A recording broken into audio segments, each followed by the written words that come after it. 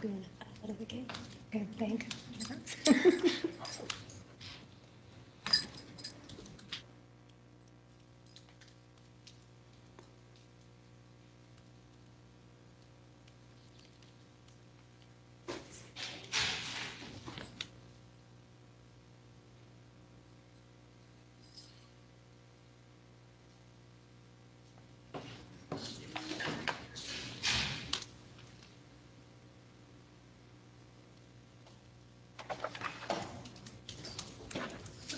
Share your sentence with your neighbor, that last part. Share your sentence with a neighbor.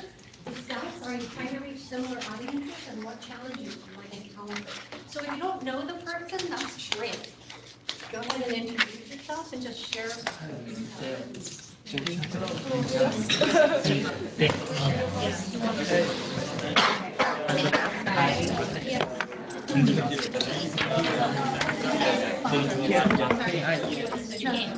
No, okay. I'm not a co-worker, so I don't I'm Chris.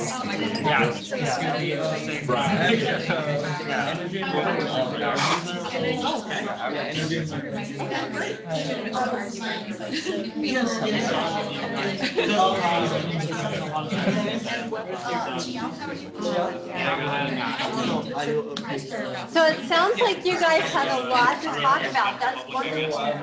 We're going to come back as a group now. Let's come back as a group. I just want to introduce what we're going to do.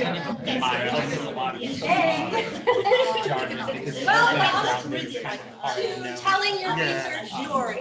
Let's come back as a group. It's great that you're having this conversation, and are going to give you a chance to have more conversation. But let's get started. We don't have a lot of time, so I just want to introduce that we're going to be talking today in this workshop about telling your research story. I am Kimberly Dell Bright. I go by Dell, so please feel free to use my name, Dell Bright. I am in the Earth and Mineral Sciences, and I am the writer in residence. And as such, I am tasked with improving students' communications and also helping teach faculty how to improve student communication.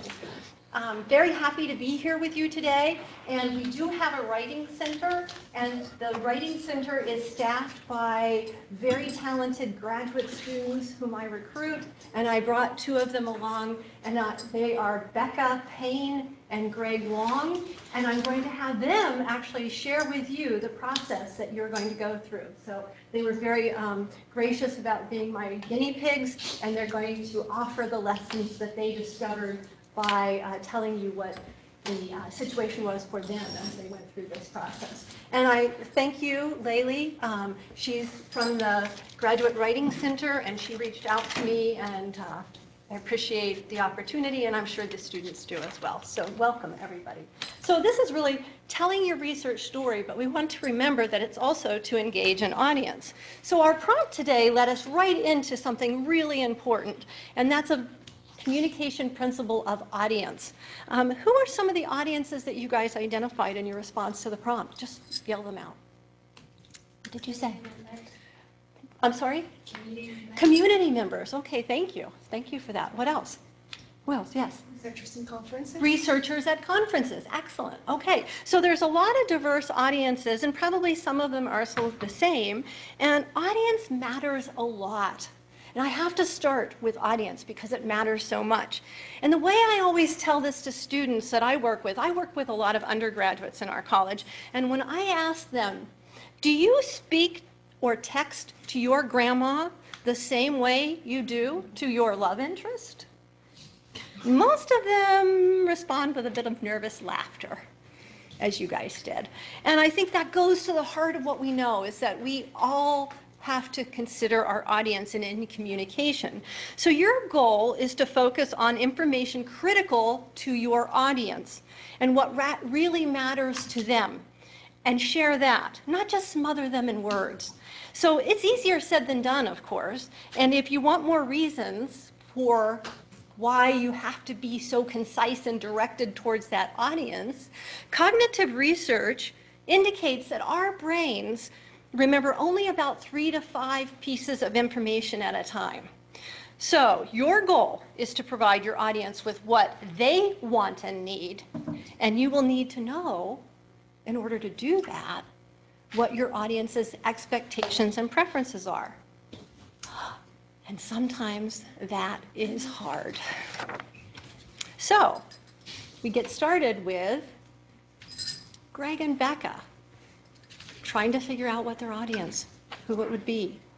Who were they trying to communicate with?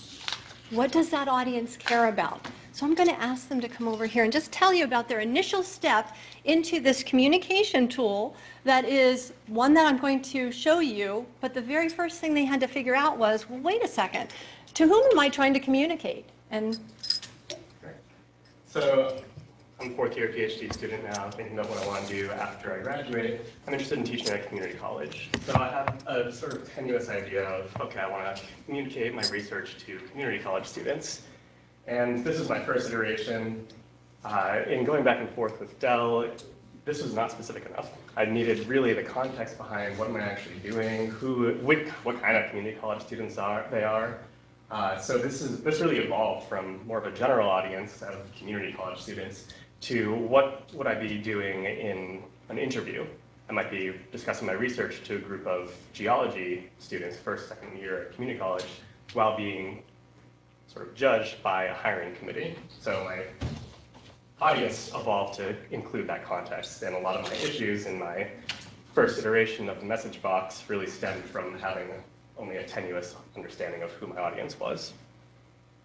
I had a similar experience. My initial audience when I first started drafting my message box was a sort of a general audience. When I think of communicating my science, my brain goes right to thinking about museum guests or someone at a museum. I worked in a museum for a while a few years ago, and that's just where my brain goes. But as I went forward with the box, I realized that even something like trying to put a general audience in a setting, it's just not specific enough. Museum visitors could be any age, it could be any background, and this is just not specific enough. And it's also not really applicable to where I actually might try to use this to communicate. So as I went forward with drafts after this and trying to refine my box, I ended up going for a much more specific audience, something that I thought I would really, really use this for, and something that is relevant to me now, as I'm also a fourth-year PhD student, and I'm thinking about applying to jobs in the future. So some good examples, if you chose audiences when you were in your prompt, if you were talking about maybe you were trying to, your audience was journalist because you wanted to raise public awareness, or maybe it was your community members because you wanted the community to be concerned about a particular issue, or maybe it was policymakers who you wanted to help with decision making. All of these are very specific audiences that give you a good context that you want to work with.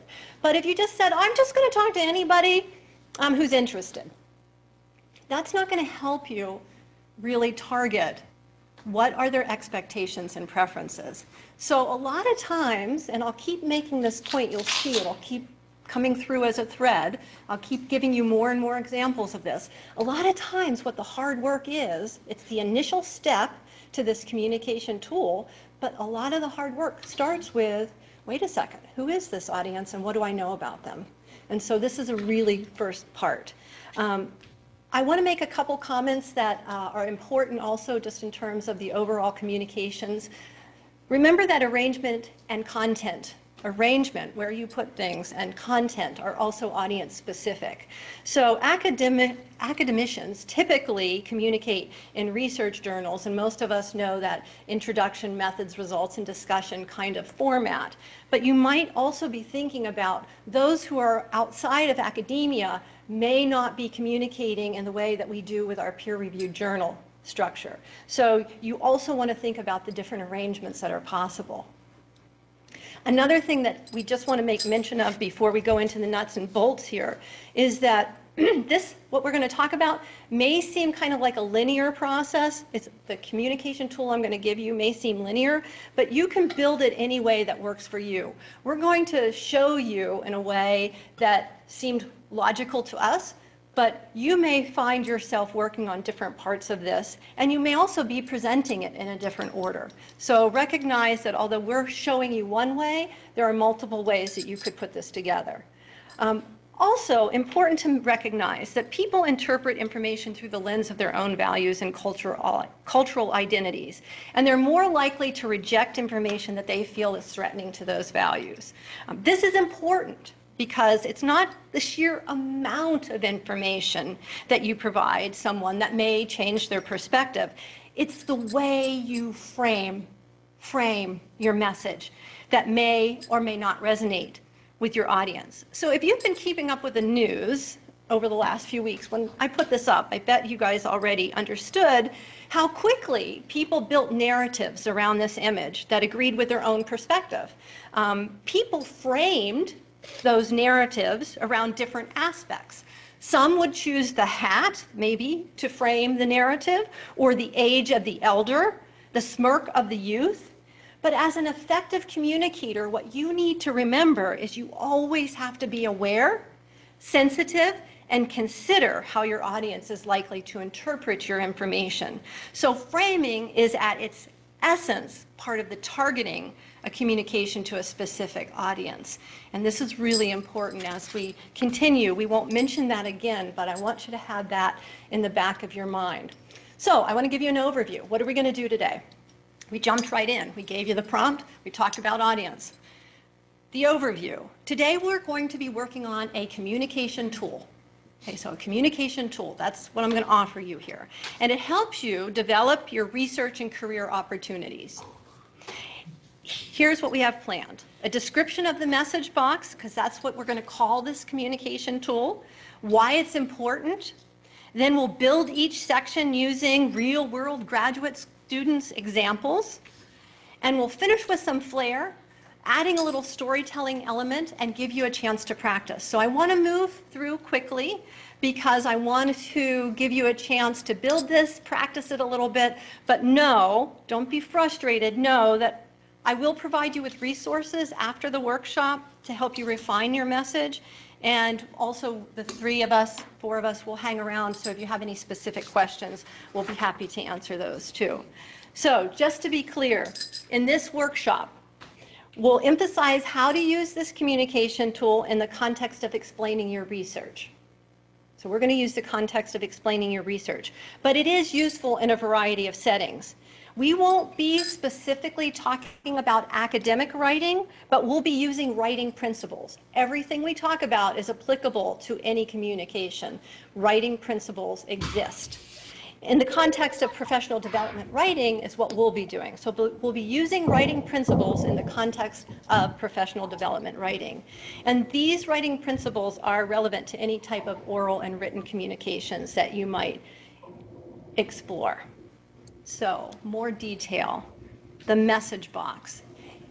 It's actually a tool developed by an organization called Compass, and it focuses on helping scientists, particularly environmental scientists, overcome barriers to communication with the public. But it's really useful for non-scientists too. We'll be relying on the workbook Compass developed throughout this workshop, and it's free and available to use. We'll also incorporate some of the images to illustrate the points. So, quick review. Message box helps you distill information. Boil it down, concise, distill. To essential nuggets. So we're going to be working on those essential nuggets today. For your chosen audience. For your chosen audience. Identifying this chosen audience and purpose is key to getting started, and that's why we gave you that prompt. But recognize this is a very flexible tool. I'll tell you how I'm going to use it in the next week throughout this presentation. I'll give you an example. And arrangement and content are important. Framing your message is important. The lens of your audience is also important. And so on to the parts. We'll move through each of these 5 parts to give you an overview. Greg, Becca, and Laylee will help share examples of some of the ways they've started out to build their own message box and tell you how they've approached each section. Oh, I should tell you too, this has to have value to you, and I also recognize that many times you have a variety of things going on. I will not be insulted if you have to leave. Please know this is for you. So use this to your advantage, but it's also okay if you have to run out and do office hours or whatever that is. So we'll be going until 4:45, but please use this time to your advantage. No worries. Okay, the very first part of the message box is the issue. And you'll notice here, you can see it in the middle, the message box, and I know you guys have one as a handout or you came on Laylee Sinden, and I did bring in some hard copies just in case you needed them. Everyone is set up with a message box. It's on their laptops, or might need some. Just pass these around. No worries about that. Because I'm going to refer to this, and I want you to kind of be working on it as we're talking.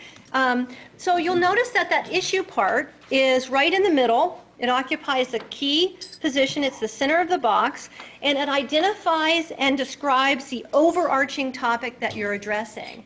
And what goes in there, a good, helpful question to ask yourself is, if you were searching this online, what 2 or 3, 4 keywords would you use to describe your search? So you're speaking about your research. You were asked to do that paragraph. What, as minimal as possible, 3 words would you put in there to do that search? What would that issue be? And while you think about that, I'm going to let Greg and Becca kind of help you out about where they went with this idea. So I study Martian habitability.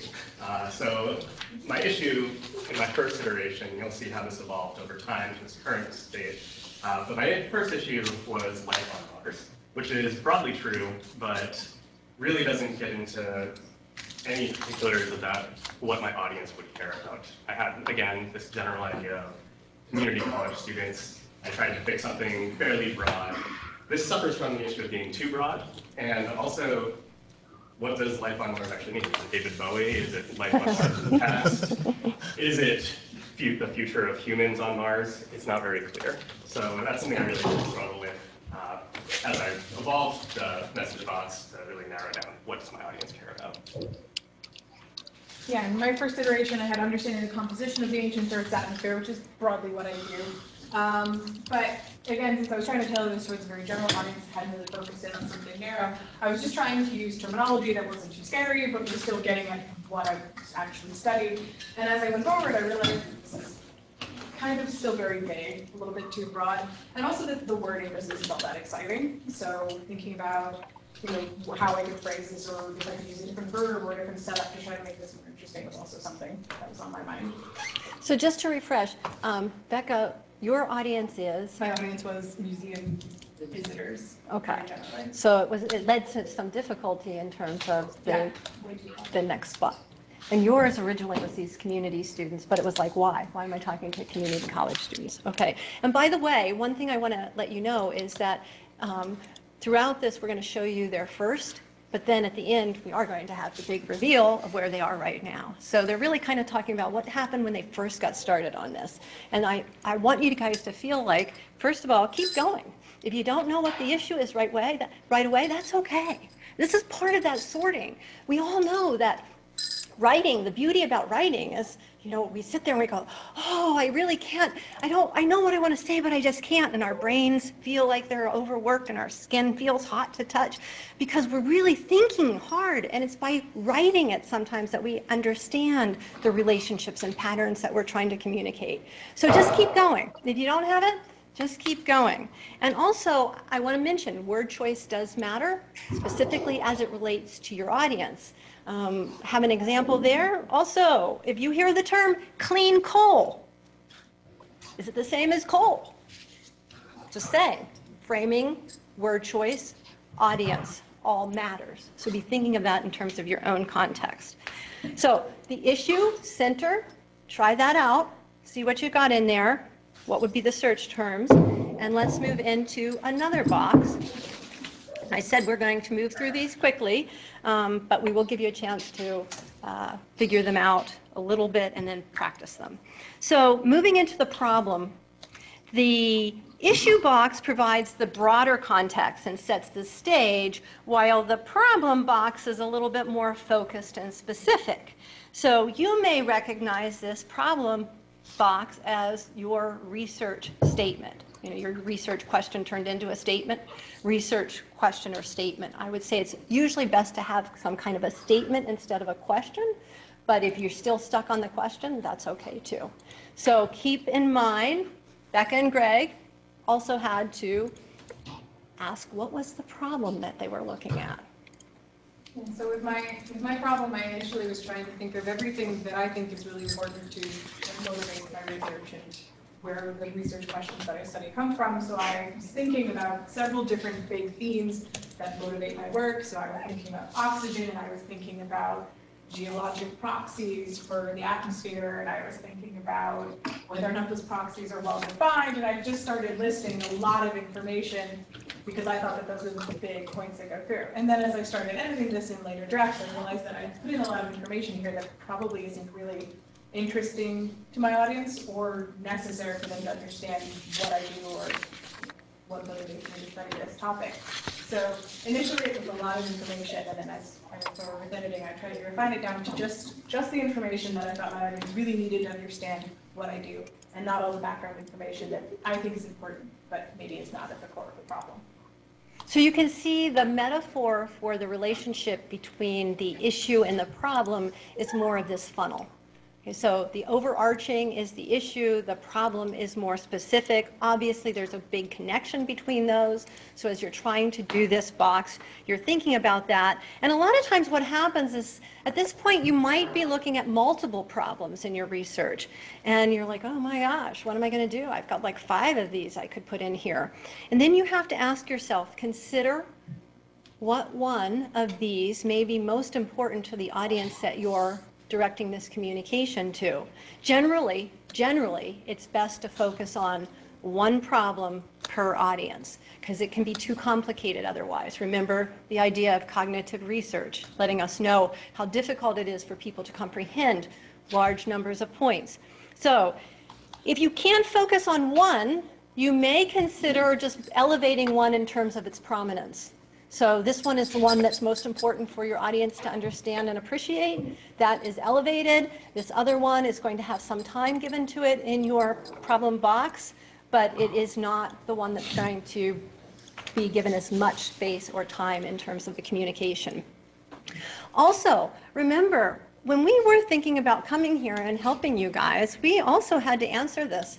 I asked Laylee a lot of questions about who you were, what was the audience like, and I was thinking, what do you value? And I was listening to what she was saying, and it occurred to me that you were really looking for opportunities, probably for research and employment. So you were really somebody who was coming here looking for ways to build your opportunities for research and employment.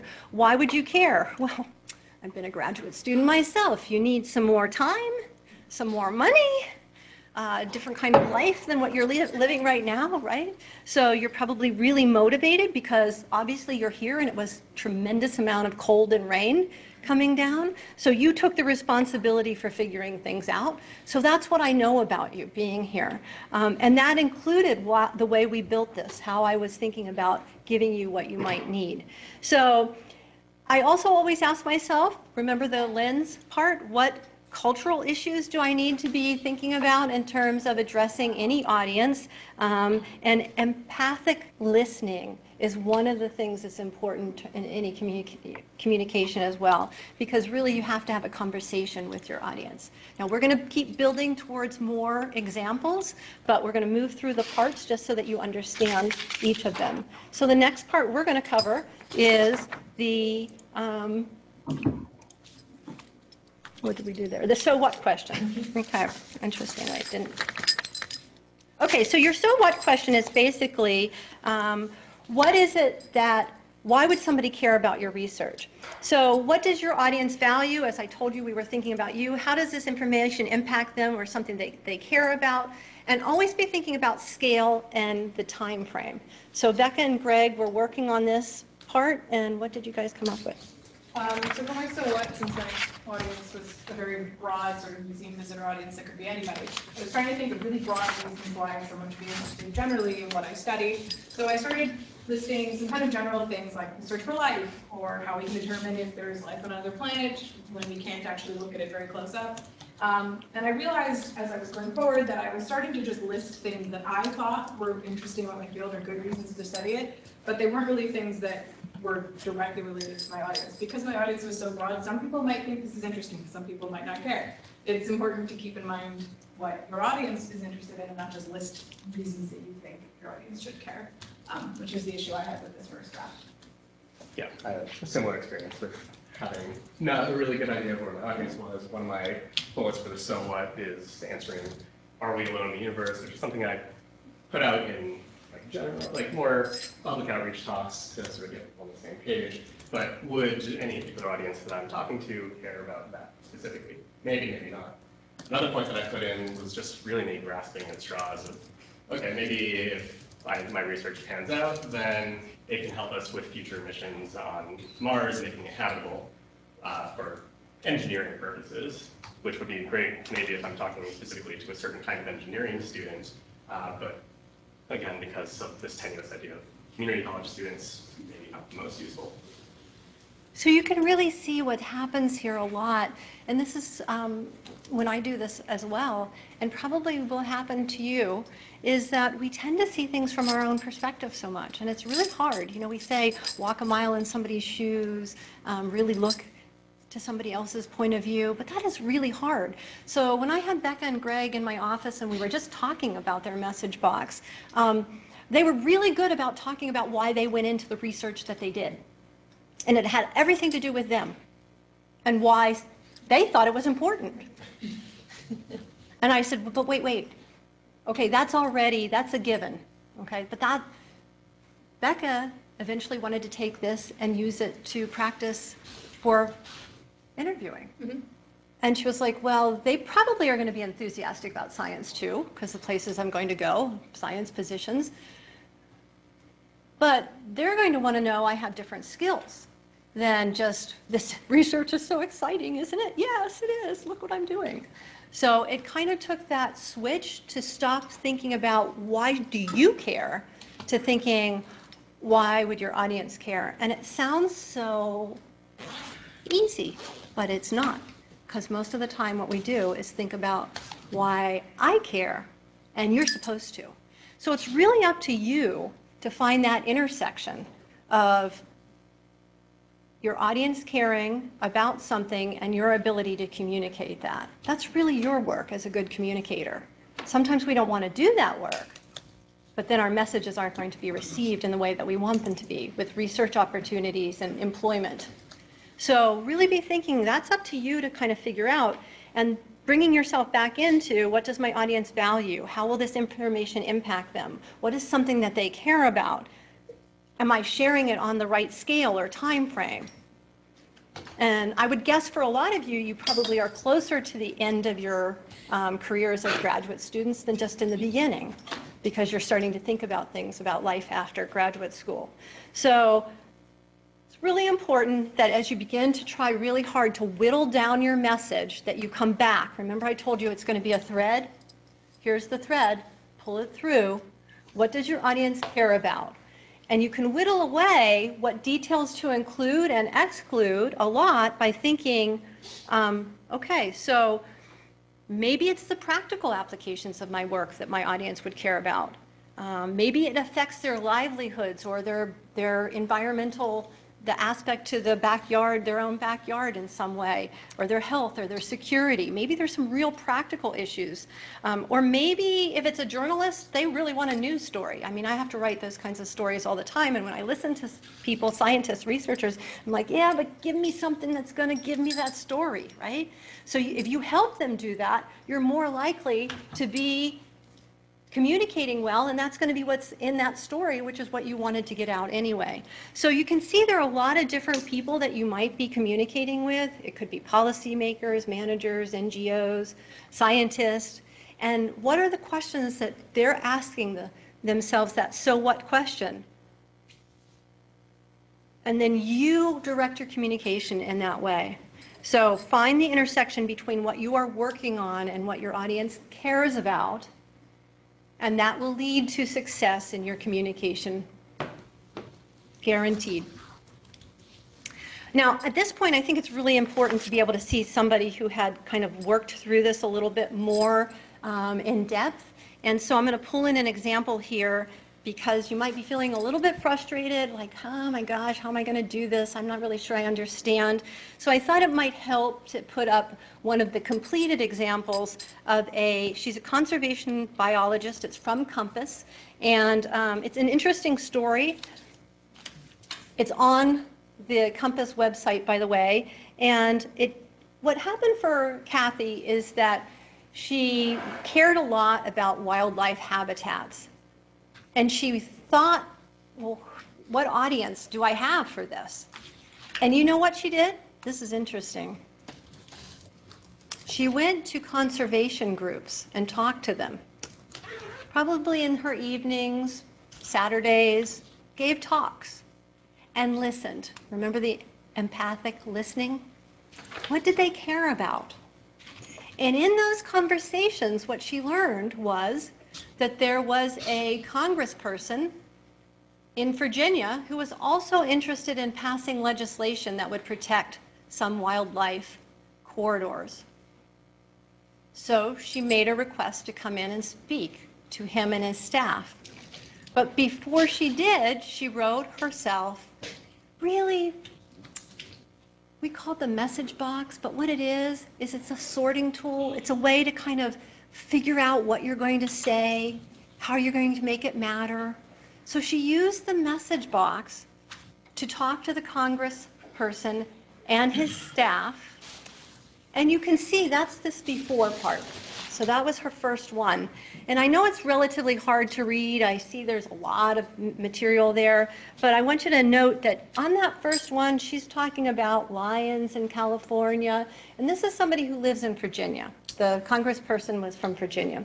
So she comes in and she talks to them, and they're receptive, but they have to put legislation forward, and the congressperson did that, and then he got back in touch with her and he said, what I'd like you to do is write a letter to Congress explaining some of the key points as a scientist you recognize.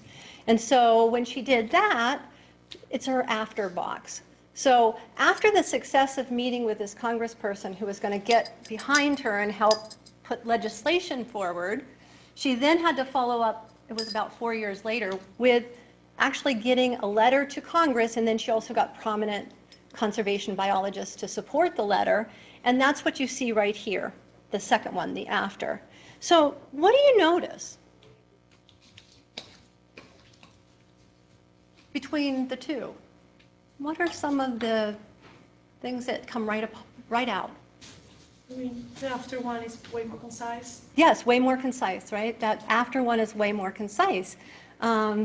And if you actually read the differences, you can see that what she did was, it wasn't just about the sheer amount of information, right? The level of detail in the before was like a fire hose knocking somebody over, right? The level of detail. But she kind of zoomed up a bit and was able to still be accurate. It's important, we know that. Recognizing that all research we want to represent accurately. We're not saying leave out details so it's not accurate, but what she was able to do was really reduce the amount of jargon. You'll notice that there's some jargon in the one on the before. ESA, USFWS, which an acronym her audience may not even be familiar with. She zooms out and realizes that the larger issues is not just the importance of wildlife corridors. Notice how her issue became what? Something more action-oriented, right? So we went from importance, word choice matters, to what was then her communication was more about conserving these wildlife habitats. So it was an iteration, it was a process, but you'll notice it's a larger, when it's the Congress, she's not just looking at the one in Virginia, so it's not as specific too in terms of like the Appalachian Trail might be a good application in the Blue Ridge Mountains. She's going to things like economic, recreational, aesthetic, and spiritual aspects, and she's including things like the economics that are going to be part of the decision making, how much money it's going to save, how much money, revenues it's going to bring in. So succinctness is really helpful to her message, but seeking to truly listen to her audience's concerns and then frame her message around those concise points was what she did in her after. So it actually ended up being a very successful process for her, and that legislation was adopted. So you can have real change because of that. I thought it would be helpful to see a finished project. Now, I say finished, but I'm sure if Kathy were here, she'd tell me, no, it's not finished. Let me tell you what happened after that. Okay, so keep that in mind. Don't be overwhelmed with the idea that you have to kind of get this going. You just got to get it going. So I told Greg and Becca that this past week, you guys just keep going. So they went on and they did the benefits. Yeah. So already on here it says, so what equals reasons to care, benefits equals things that will happen, deliverables. That's there because we struggled a lot. I certainly struggled with trying to really differentiate between the so what and the benefits. At sort of a high level, they seem very similar things. And in my first iteration, my benefits were very similar, which can be okay. But you really want to think about how does this audience in particular benefit from this story, from what can happen, from the solutions. Just for an example of how my benefits were similar to my so what, I wrote, it can bring humanity closer to understanding our place in the universe, which is very, very similar to asking, are we alone in the universe? But I have this so what. And in addition to just not being very audience specific, it has this sort of jumbling with the so what.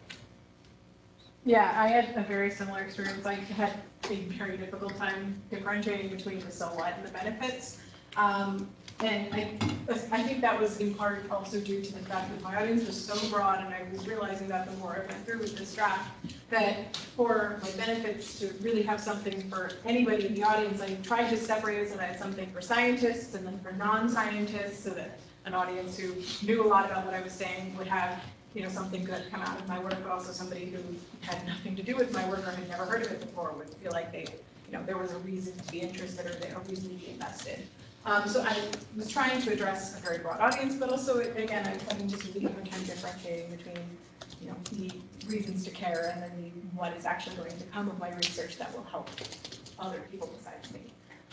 So audience and the scope of what I was trying to address were kind of the two themes that were making the benefits box really hard for me. And sometimes that's about audience in a certain context. So I think that's where they started to back up and revise. And just like any other kind of writing process, it is a writing process. It doesn't just happen. So rejoice in the fact that you're kind of getting somewhere in terms of that. You started someplace and you're starting to understand, but oh my gosh, I have to go back and draft now because I realize the audience I intended really isn't the one that I wanted to direct this communication to. I really want more about the interview. So obviously, there's going to be drafts and revisions going on. Rejoice in the fact that you're going to be doing that. Yeah, and we're going to come to questions. Okay. Oh, okay. Yeah, we're getting there. Want to give you the whole picture first, but thank you for that. Hold on to that, please. So think about, sometimes what I hear people who are using this say, but wait a second, what about if the benefits are only one part of a larger solution that includes a combination of efforts? It's okay to make clear that you're identifying only one piece of the effort. Okay, so if that's your sticking point, remember, you might be only focused on one point of the effort for this particular audience. You're also asking yourself in terms of time frame. What is most important to your audience? Are they more concerned about the short term or the long term? Or both? Are they equal weight?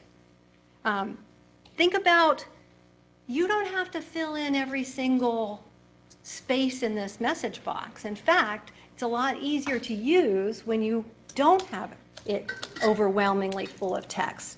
So don't just try and take some kind of paper that you wrote and put it in here. You have to really think through and remember, distill the nuggets.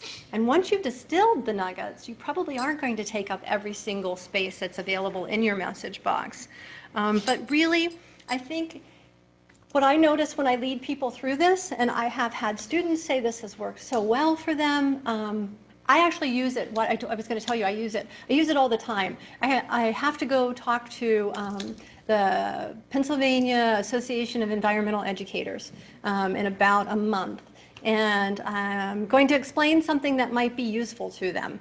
But when I'm thinking about, I've already done the proposal and it was accepted, so I already have an outline. But when I'm actually thinking about what details I'm going to talk to them about, I will use this message box as a planning tool.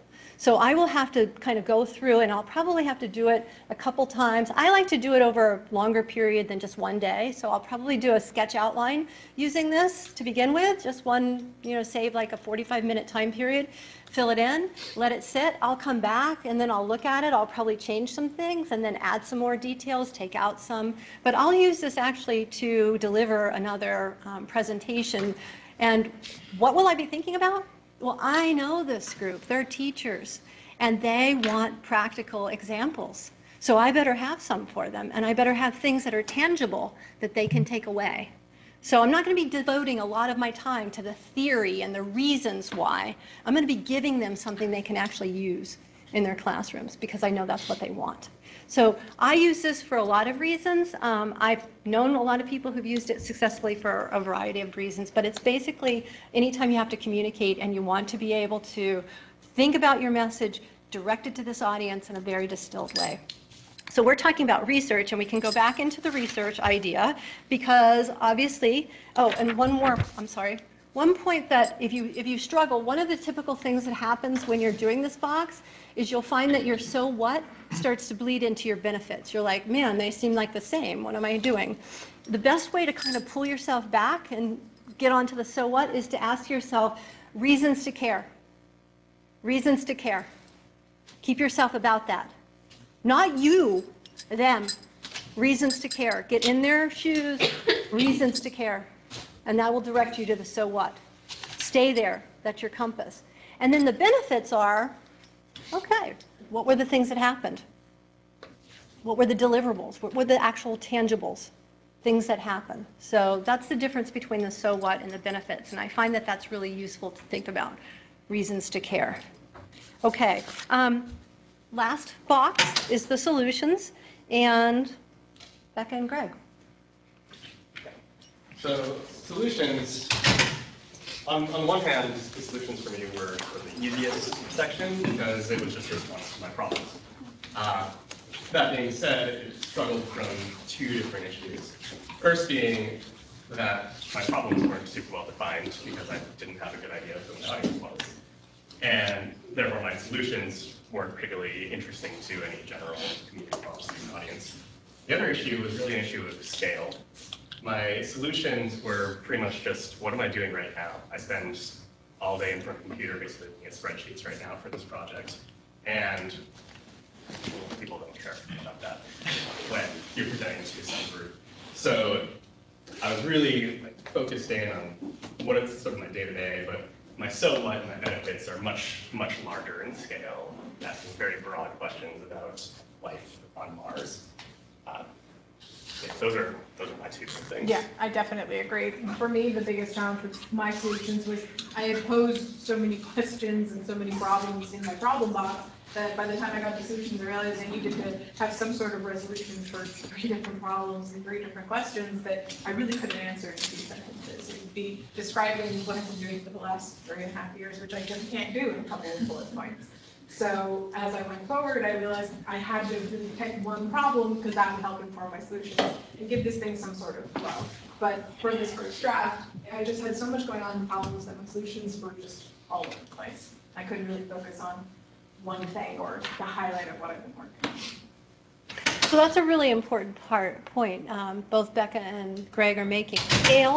Scale, making sure that your problems and your solutions, the scale are the same, maybe the time frames are the same, and also really thinking, like with Becca, kind of thinking, well, wait a second, I may have to elevate one problem over another, or I may have to take one out because it's just not doable. And of course, there's always a limitation in terms of how much time somebody's going to give you too for the communication method. So you really have this communication tool. So you really have to be thinking, all right, what one has the most impact? What one do I need to elevate possibly?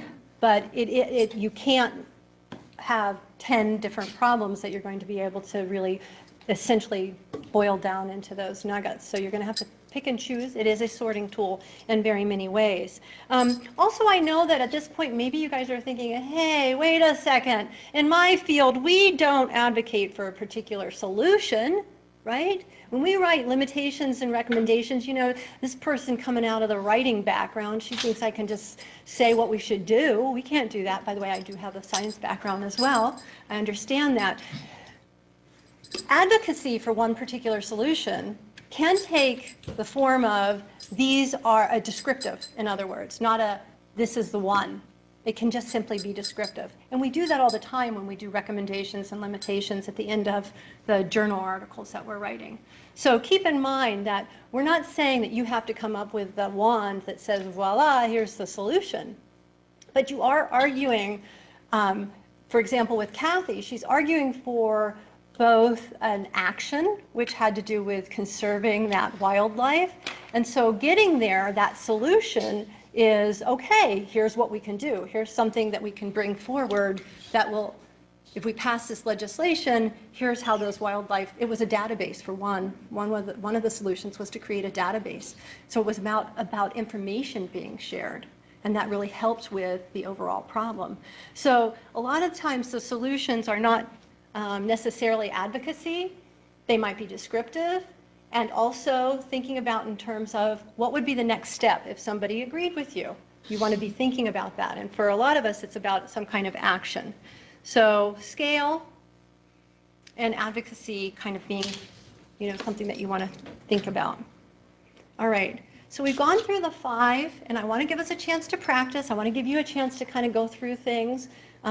So let me tell you, I spend a lot of time over the years and with the idea of using stories. And most of us are familiar with this story arc. I bet you remember this kind of thing from your childhood when you were, you know, in elementary school and they taught you how to tell a story. And so we see the story arc all the time. I was thinking about, what would I say? Oh, the last Netflix show I watched that started with kind of like a wide angle pan shot and then zoomed in, and I got to know the characters and I started to care about them, and then the tension was introduced because there's always a conflict, and that's the problem, and of course I'm on pins and needles to see how it turned out.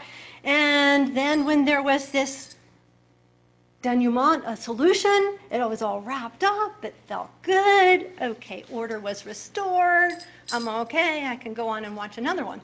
Netflix binge, right? On to the next. Oh yes, the story arc.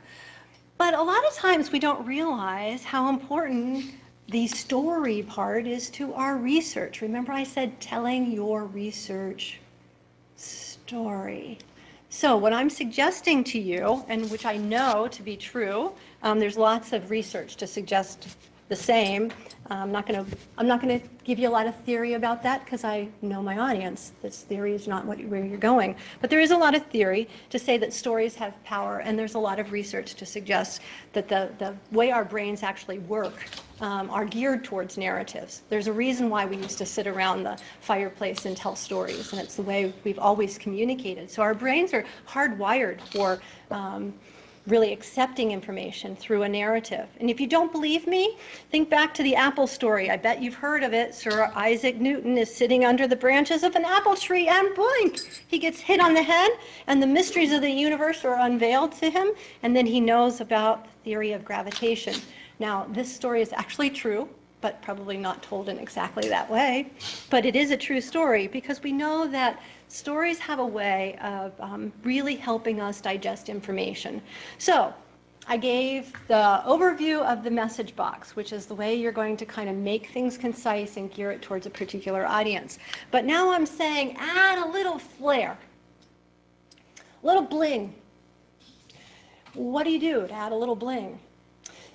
Use the idea of a narrative, the story part. It's a rhetorical strategy that can work for you. Well, wait, how is she saying to translate this?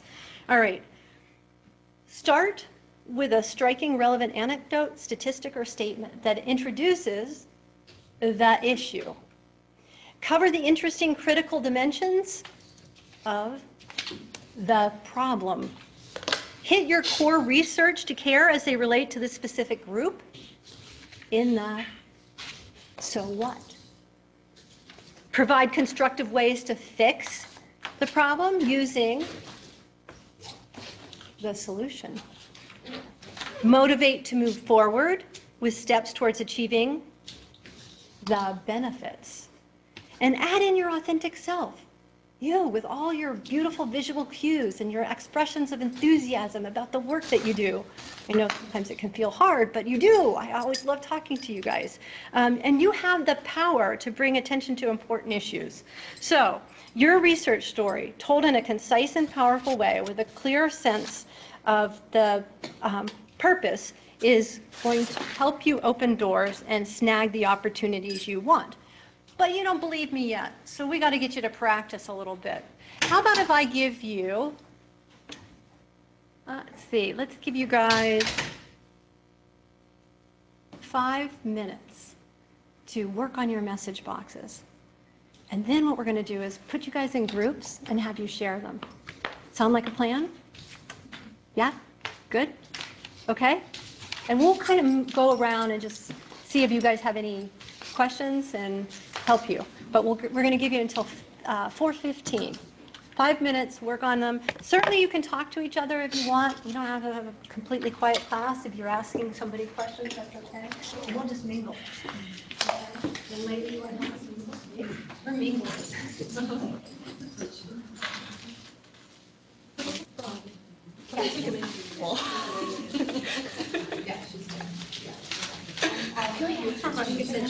Yeah. That's for not so bad. And you're also going to Is there a stack of boxes that were around somewhere? More specific than mine? Yeah, on the back there. Okay. Or they can simply email or call. Laylee.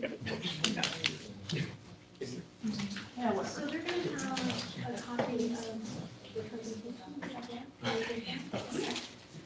And you can do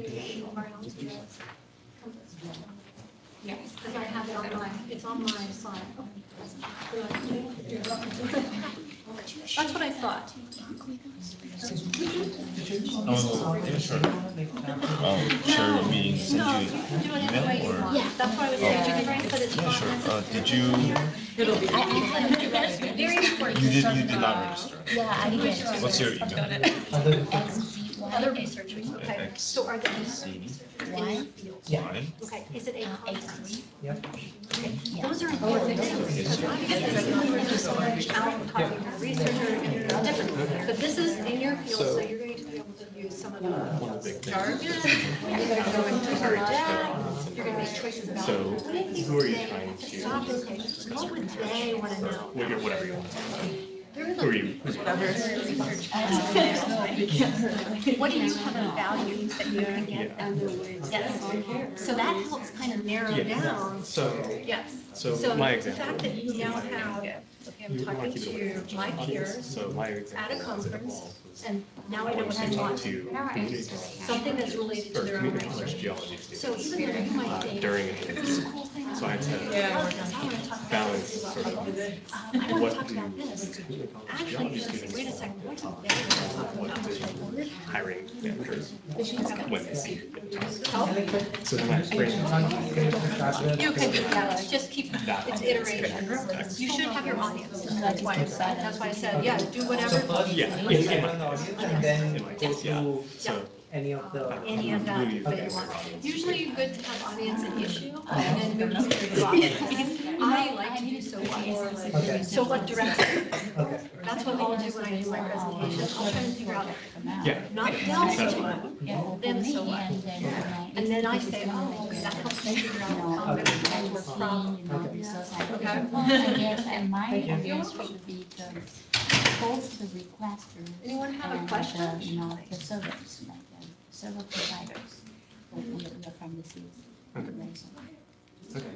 So you can work that out. It takes a few iterations before you really get who exactly you want to talk to and in what context. But try starting with that. And then issue what sort of general topic is your use Could you elaborate So it's an issue or should be really different actual domain. Yes. Conveying that in the sentence, conveying that within just Absolutely true. it's environmental. Kind of trying to frame that into a statement. And again, that's relevant to the audience. About a year. So the benefits is kind of benefits. But I do have a challenge. Yeah, The next thing benefits is for the what would why what I'm doing is important and Also, the benefits from also the I thought. solutions, yeah. What would that The be? sub yeah. And they want you to respond all three Yeah. of them. So they're going to allow you greater time. Oh, okay. Why do they care in general? Right, that's true. What do But they you have? still can't Or latch what on gets if produced you've forgotten to figure out how, from what's this important. Right. So that's all. Yeah, my last video was actually, it was Do we have a and it's sequence in the No, order? anyway, my. Okay, so what do we have better ways to Don't use one. Oh, okay. we went them, we built ours in different ways. Everyone has a method if you can't. So even explaining to them is One section. Just a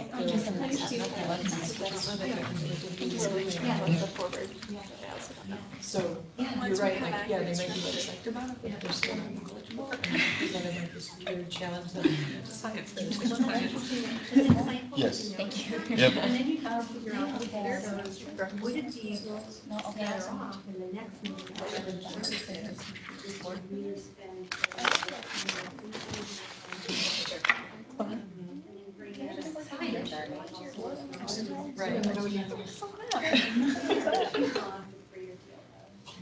Right. And then the benefits. So that's a strategy, like, Yeah. they're all important, but you Yeah. know that they're going to feel most comfortable. Yeah. And that's where they kind of led you last time. We spent the most time on the others because they, Yeah. and they wanted to know more about it and they were excited by it Yeah. because they're not used to it. Right. So I was shocked because my advisor was like, skip all of that garbage and go straight to the other stuff. And I was like, I care about my front people. They're like, really, I'm gonna do all of these Yes, things. that's So like, if I ignore So your all of this purpose. stuff now, and then a year and a half, I'm like, oh, shit, it was four manuscripts that you never knew about. Yeah. And they're thinking, you weren't even part of that, we're the one who brings that idea. Yeah. So I tried to pull them in. But it's not something you have already for. I mean, that's Yeah, yeah. But be prepared that they're going to need more support for the other two, and then that tells you that maybe. Because you can, live time limitation, right? They're not gonna be there for like 8-hour day to explain it. But I do think that this could help. Maybe I do a bog skirt. Yes, yep. And then you can also think that there's content and arrangement. One thing you can do is Yeah. so arrangement means like it's cool. How am I gonna put it? It sounds so So easier. if you know this is an audience that is better sounds like you're like serious and they want to do that. Yeah, one time. I'm gonna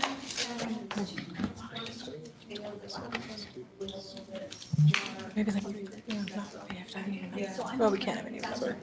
Yeah. And then you can say, well, maybe alphabetically, this way, so I'm just. Right, right. You're really consistent about it.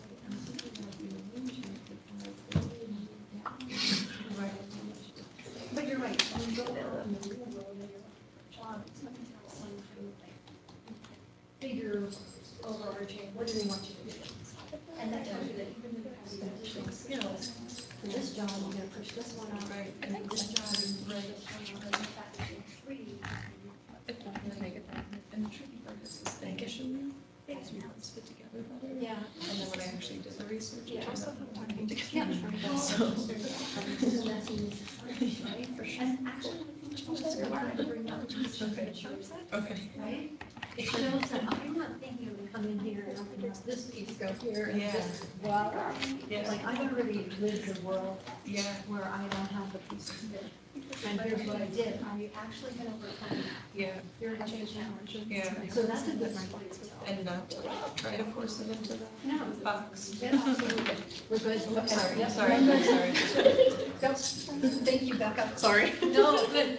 Being kept on time, I like that. Thank you. All right, so now what we're gonna do, since you've worked a little bit, now we recognize that you guys are not, full-fledged, ready to go, but we want to give you a chance to practice, so we're going to call this speed dating your research story, and we're going to put you guys into 4 groups, and we're going to put you, as in your 4 groups, we're going to have you 2 lines, equal numbers of people.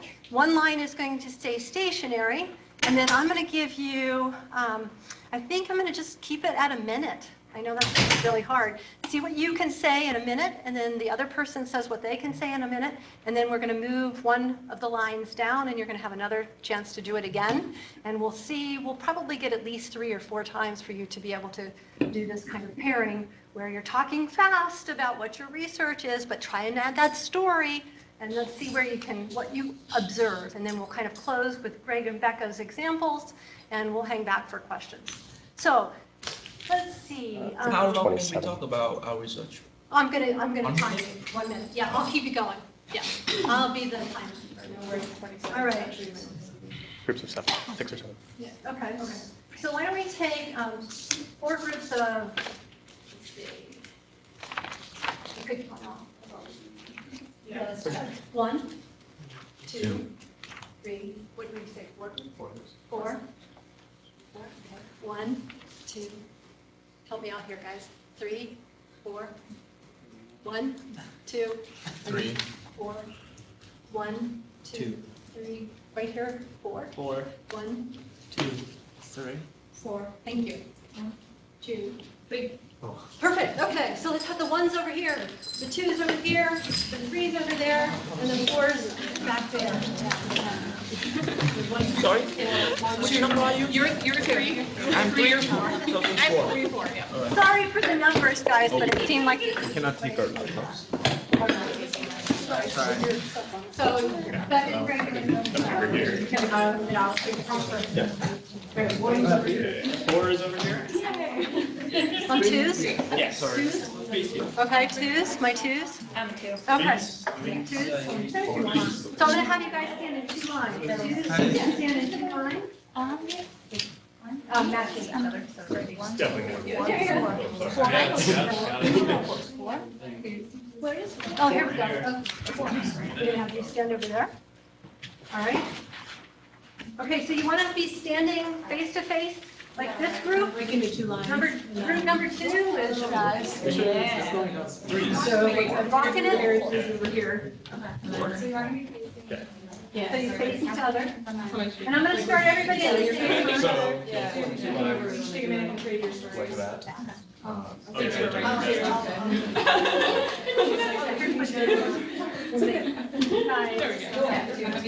Stay safe there. So take a minute, decide. Okay. So And we'll get I'll do one my more one. to describe your story. Each minute. Yeah. Over here with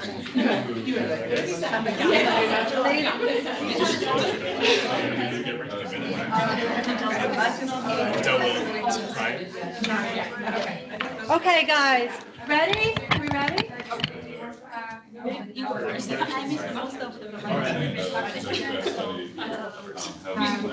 And then we'll and I think that everyone. Oh, these guys are.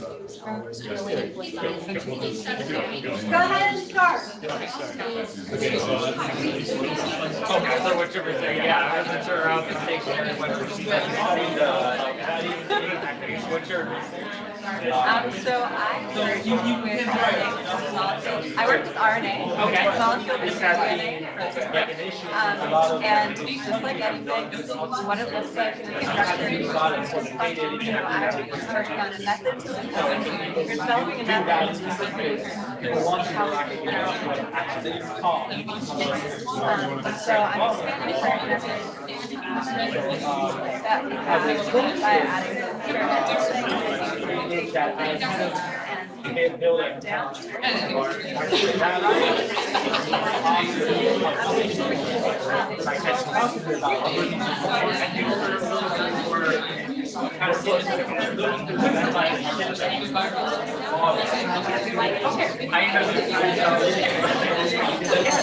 Okay, stop! Stop! Next. Now the other side, the other person's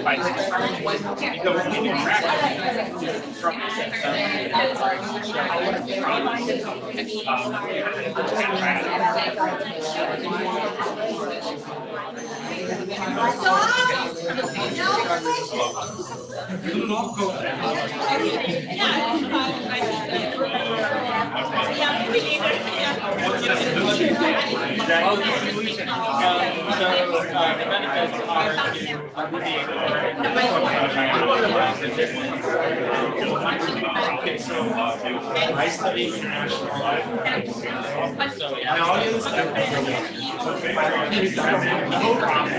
I'm trying to understand international trade.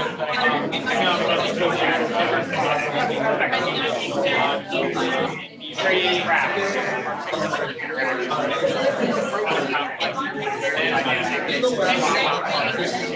It's not like I'm creating space. So what? That's me.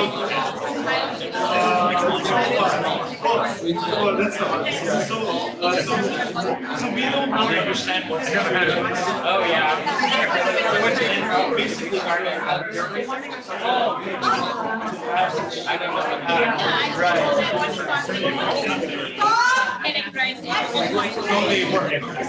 Yeah, right now. So I was like, on field, I was 10%.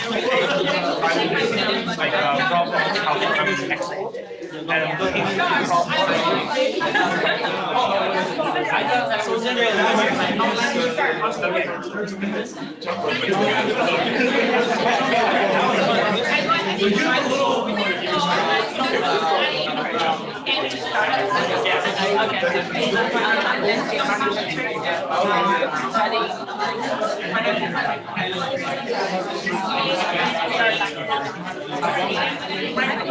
I'm trying to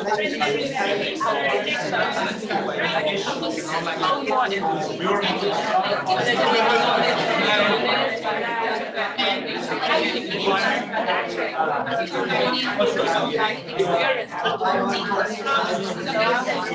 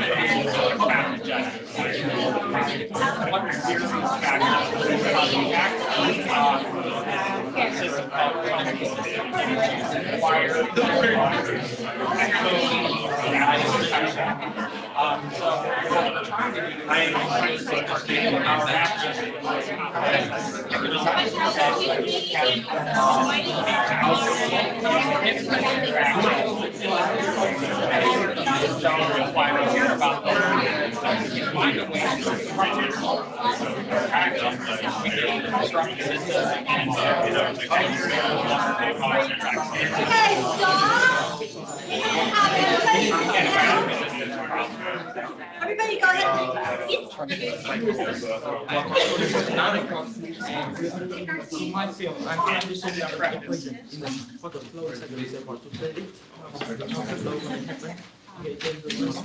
So I'm using like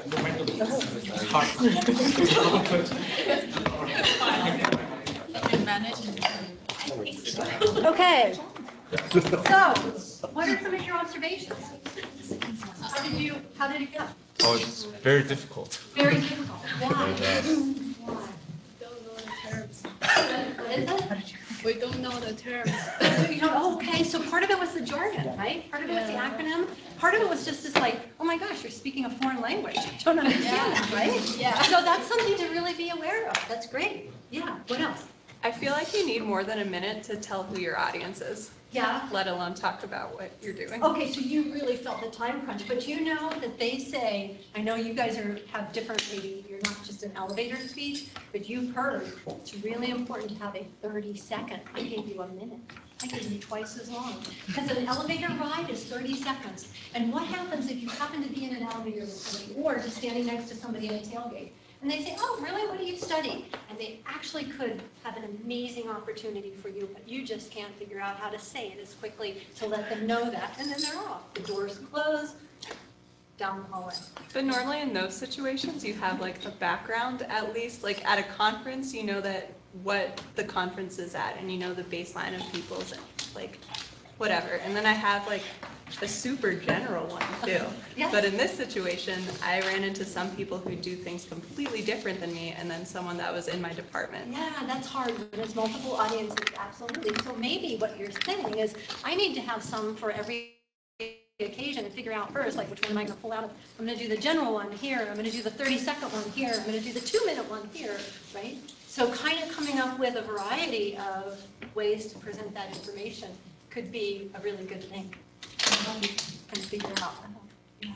Yes? I found that the terms that I'm so familiar with are not familiar with others. Yeah, absolutely. And I think that happens a lot because we live with those terms all the time, and there's an assumption, right? So that's an important point, absolutely. What else did you notice? Yeah. Oh, I actually have a question. Yeah, question. So I'm still confused the difference between so what Yeah. versus benefits. Yeah, and in fact, I'll tell you, I'm glad you asked that question because that is a really good question. So I think the best way to explain that in terms of showing you is, let's pull up Kathy's. Let's go back and do Kathy's, and you'll see, let's see. Whoops. Okay. So if you look, for example, in her So What, she's really talking about why somebody should care, and she has them grouped in very large. Can you read that? I know it's kind of hard to see up here, but she has the aesthetic, spiritual, and economic value to Americans. But notice that when she comes back over here, she has a benefit. It's almost like what's going to happen because of this. Do you see? This is why you should care. The $145 billion into the U.S. economy. But this is going to be, you conserve wildlife in multiple values and provide for allowing movement. And if you come over here, there's similar kinds of examples for her. This one's a little bit harder to read. But when you think about So What, you're thinking about just reasons. Okay, reasons. So give me an example for your research. What are some reasons somebody might care with the audience that you're going to do? My research? Yeah. Well, what did you like to use? We can use you as an example. What did you? Is that okay? So what did you say for So What? I guess it's okay. Okay, what was your question? Sorry, So we're going to help you just kind of, now we're going to be more specific. So What is about reasons. Okay. Benefits is about deliverables, things that happen. So they are related. They are definitely related. But there is a difference between reasons to care and the actual thing that happens because you did care. Do you see that? So you might have a feeling like there's no separation, but there really is if you focus on these are the reasons to care, and these are the things that will happen because you did care. I see, okay. Okay? Okay. Deliverables. And I won't put you on the spot. Okay. Okay? Anybody want to share what they've kind of teased out? You feel like, yeah. Because even like I'm not sure how perfectly I need it. So basically my research is creating a tool which helps you understand how secure your Internet of Things devices are, like basically your smart watches and smart TVs and so on. So in So What, I focused on if you use my tool, what is going to happen. You will be able to figure out whether this particular device is secure or not. And in benefits, I moved to saying that using these results, this is what you can do. You can manufacture better devices and so on. Sounds like a good division. Do you hear that too? I mean, they are definitely related, but you can see it's the actual tangible takeaway, deliverable. That thing, because you cared and you followed the solution suggested, here's what happened. So there's a little bit of chronology in that story, and you can hear that. Okay? Other questions? Yeah. So I have a question pretty much similar to his. Okay. And because to me, not only the differences between So What and the benefits was not quite clear, but also the differences between the solutions and the two others. Okay. So can I put this message box in this way that the problem is just statement of the question, the research question, and the So What are the reasons why it is important or significant? Yes. And the benefits are the findings and the deliverables, and the solutions are the methods, the methodology part of the research. Is that? Yeah, you have, that's exactly, that's a good way of thinking of it. I would say the solutions part, the methodology, the process of getting there, yeah. Yes, you could see that there could be some connection there. But you also want to kind of connect it to that audience. So what you've just kind of done right now is describe just separate from, but the So What is definitely going to be determined by who your audience is. So for me, for example, when I use this next week, if I did a So What, now just a little background, the Pennsylvania Association of Environmental Educators is made up of people who are from K through postgraduate. So I have a little bit of a problem when I go into something with an audience that has people who are wanting solutions for elementary age and those who are wanting solutions for postgraduate. So That's something that I'm going to have to deal with when I define my problem. So I'm going to go more for the whole, if you're an educator, and here's how you can adapt what I'm going to suggest into different age groups. So you really can't ever take away the audience part or the whole thing kind of crumbles. And it's not just saying, oh, I'm going to talk to, who was your audience for this? Who did you choose for your In audience? this practice, Yes. I just talk to my No, when you were defining, Right, so yeah, for what, why, for this practice, I just defined my research committee. your research committee. Okay, so I think a lot of you did choose your research committee, is that right? Okay, so what do we know about your, if you are graduate students and you're doing this for your research committee, what do you know about them? What are some of the things, what are some of the parts that will drive what you include or exclude and how you think about the way that you're going to present the information? Give me some ideas. What's typical about a research committee? You guys all have them, so what is it? What do you think? You're pretty much critical. They're critical. Okay, so what does that tell you? What you're really saying is they like details. They like the rationale, they like the specifics. They want to know that you've done the work, and they're going to challenge you on that. Is that right? Okay, so that's something that as you're teasing this out, you can even say audience likes, or they're critical. What do I mean by that?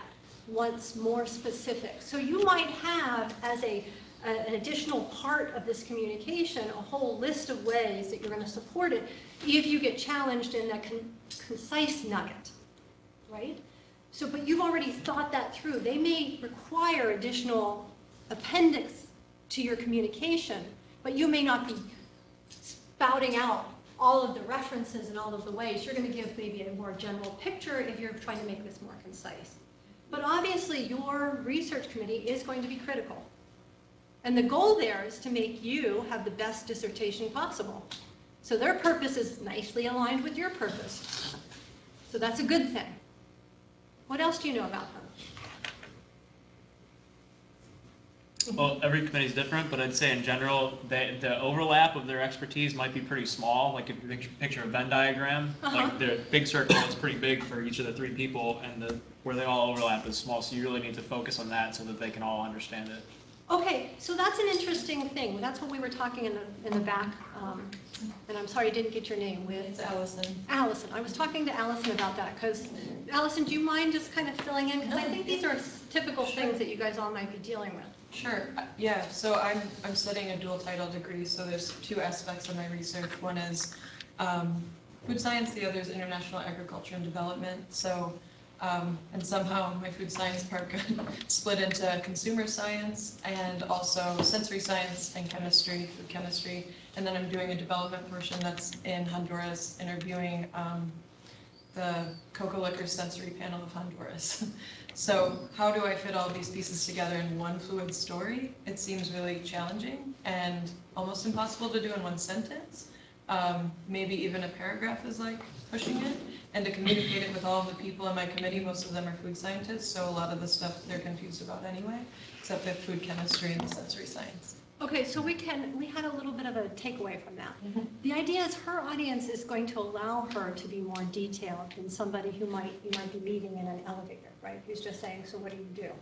So that's really you adapting your message. You're still concise. Your audience, as the dissertation committee, does not want you to blather on about all of the minutia that you've been spending a whole month on and didn't lead anywhere, right?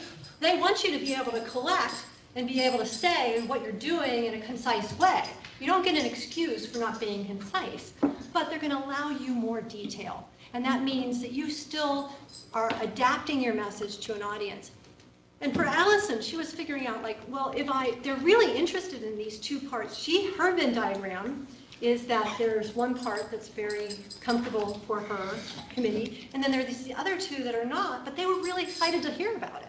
So we were talking about, so what do you do? In your next meeting, you kind of have to say, well, here's what I have. I'm going to cover these two in terms of arrangement. Remember I said arrangement is as important as content. You can get their buy-in. I'm going to cover these two, which might be the ones that they're not as familiar with, but really excited to know about. And as she said, for her purpose, she wants to make sure they know about it because she doesn't want to find out at the end It's like, what are you doing? No, we didn't know you were doing that part, right? So she wants to bring them along. It matches her purpose. So the point is for her, she's going to say, well, I'm going to cover these two that are a little less familiar first, and maybe give them a little bit more time. If you have only an hour and a half, she might allocate the time that way, the arrangement that way, and the detail still is sufficient to that particular audience. So it's not a one-size-fits-all. It's not linear, and it's constantly updated and adapted depending on what you know about your audience and where you're going with your message, what your purpose is. So I know we're coming a little bit close to the time. I want to make sure we get the big reveal for Becca and Greg. I'm sure they're saying, don't call it that, Dell. Because their point to me was, we just started this. And I said, I know, don't worry, we're gonna make the group feel better, because, you know, if you feel overwhelmed, if you only look at the ones that are up on the website for Compass, it's overwhelming. It's like, I can't do that. But I can tell you, it's a really good map. It's really just a map of thinking. And then you have to really figure out what that audience is as how you're going to fill this part out. So Greg and Becca, let's go with your final one. And then we will hang back here if you have any other specific questions. But we're gonna close with what they came, oops. Yeah, I got it. I'm sorry, you had it? Yep. Okay. Thank you. Thank you. The biggest change with my before and after is really just narrowing down that audience and the context of it. So again, I started with community college students, and I ended, or currently have, lecture to community college geology students during an interview. So I had to balance my message box story with what do community college geology students care about, potentially jobs, applications to geology after they finish their degrees, and then what does the hiring interview group care about? They want to know that I'm student focused and that I really want what's best for the students. So the rest of my message box really had to balance those two ideas, and I found it really useful. This is my third iteration now, and I'm not satisfied with it entirely, but I think it's in a much better place now than it was. And I'd be happy to actually use it. Yeah, and I think I mean, it's really important to remember, Greg came in saying, I think I'm going to do this for community college students. But then I said, but why? What are you doing? Why?